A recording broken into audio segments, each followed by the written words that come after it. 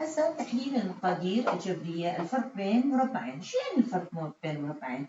لما يحكي لي x تربيع ناقص 9.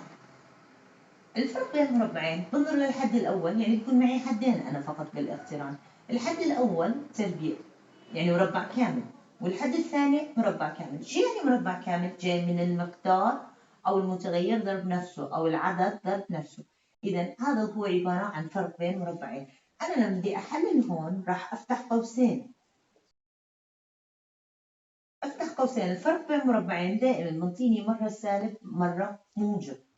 مرة أخرى الفرق بين مربعين بفتح معي قوسين، قوس موجب وقوس سالب.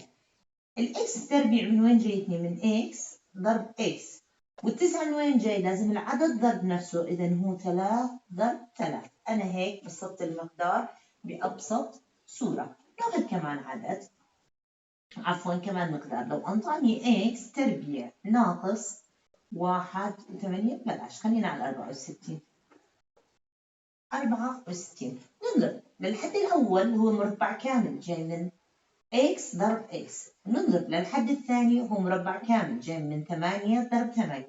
إذا مباشرة أنا الفرق بين مربعين، لأنه الحد الأول تربيع الحد الثاني تربيع جايين من x.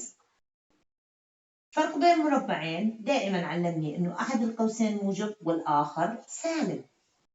الإكس تربيع من وين جاي؟ من x ضرب x. 64 من وين جاي؟ من 8 ضرب 8. أخذ مربع العدد